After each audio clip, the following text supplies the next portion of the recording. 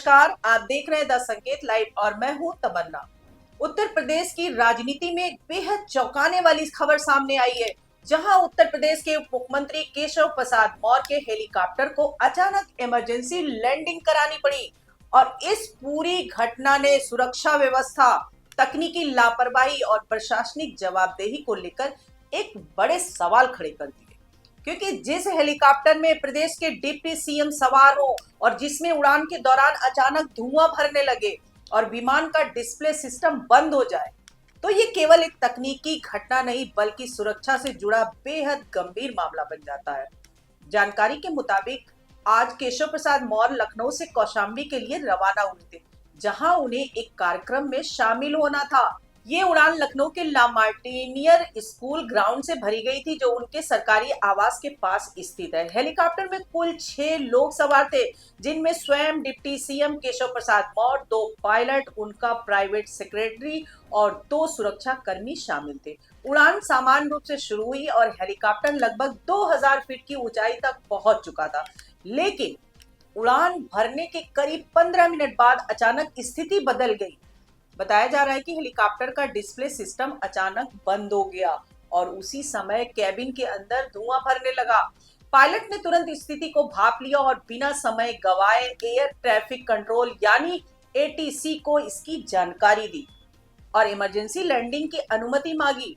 उस समय तक हेलीकॉप्टर लखनऊ से करीब 50 किलोमीटर दूर बछरावा इलाके तक पहुंच चुका था, लेकिन जैसे ही अनुमति मिली, पायलट ने तुरंत हेलीकॉप्टर को वापस लखनऊ एयरपोर्ट की ओर मोड़ दिया। बताया जा रहा है कि इस दौरान हेलीकॉप्टर के अंदर धुआं लगातार बढ़ता जा रहा था और यह स्थिति किसी भी समय गंभीर रूप ले सकती थी, लेकिन पायलट की सूझबूझ और अनुभव के कारण हेलीकॉप्टर को सुरक्षित तरीके से लखनऊ एयरपोर्ट पर उतार लिया गया।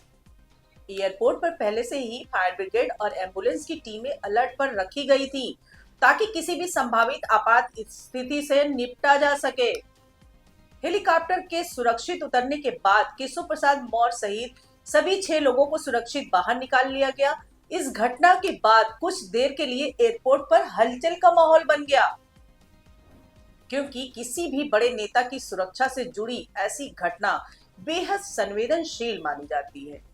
खास बात यह है कि जिस हेलीकॉप्टर में ये तकनीकी खराबी आई, वो उत्तर प्रदेश सरकार का आधिकारिक हेलीकॉप्टर है और इसकी देखरेख का तथा संचालन की जिम्मेदारी राज्य के नागरिक उड्डयन विभाग के पास है, जो मुख्यमंत्री कार्यालय से भी जुड़े हुए अधिकारी माने जाते हैं। ऐसे में अब सवाल ये उठ रहा है कि अगर ये हेलीकॉप्टर सरकार के वीआईपी उपयोग के लिए है, तो उसकी तकनीकी जांच और मेंटेनेंस में इतनी बड़ी लापरवाही कैसे हो सकती है? क्योंकि ये पहली बार नहीं है जब केशव प्रसाद मौर्य हेलीकॉप्टर में इस तरह की खराबी आई हो।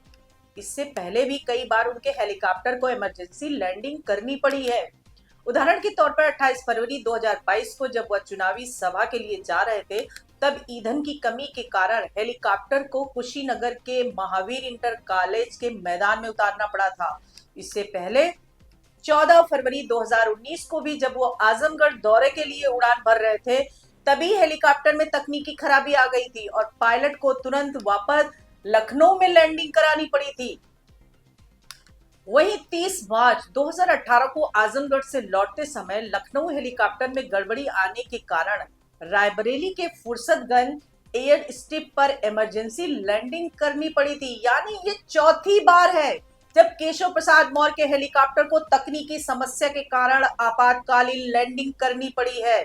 और यही वजह है कि इस बार ये घटना केवल एक दुर्घटना या तकनीकी खराबी तक सीमित नहीं रह गई, बल्कि इसने कई गंभीर सवाल खड़े कर दिए हैं।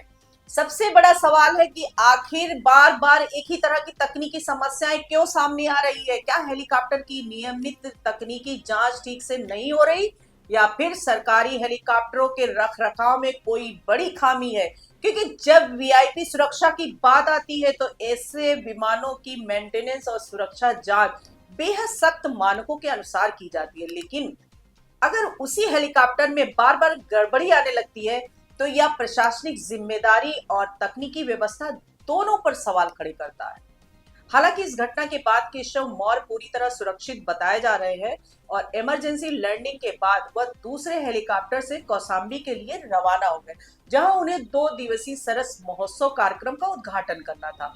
लेकिन इस घटना ने एक बार फिर ये बहस छेड़ दी है कि वीआईपी उड़ानों के लिए इस्तेमाल होने वाले सरकारी हेलीकॉप्टर कितने सुरक्षित है और क्या उनकी समय समय पर सही तरीके से तकनीकी जांच की जाती है। क्योंकि अगर किसी विमान में उड़ान के दौरान धुआं भरने लगे और इलेक्ट्रॉनिक सिस्टम बंद हो जाए तो यह स्थिति किसी भी समय गंभीर हादसे में बदल सकती है और अगर इस बार पायलट ने तुरंत निर्णय न लिया होता तो परिणाम कुछ और भी हो सकते थे। फिलहाल नागरिक उड्डयन विभाग इस पूरे मामले की जांच करने की बात कर रहा है, लेकिन ये जांच कितनी गहराई से होगी और क्या इससे भविष्य में ऐसी घटनाओं को रोका जा सकेगा, ये देखना अभी बाकी है। क्योंकि सवाल सिर्फ एक हेलीकॉप्टर की खराबी का नहीं है, बल्कि उस सुरक्षा व्यवस्था का है जिस पर प्रदेश के शीर्ष नेताओं की जान निर्भर करती है। आप इस पूरे मामले को कैसे देखते हैं? क्या यह केवल तकनीकी खराबी है या फिर मेंटेनेंस में बड़ी लापरवाही का संकेत? अपनी राय कमेंट्स में जरूर बताइएगा। चैनल को सब्सक्राइब कीजिए। आज के लिए इतना ही। नमस्कार दोस्तों।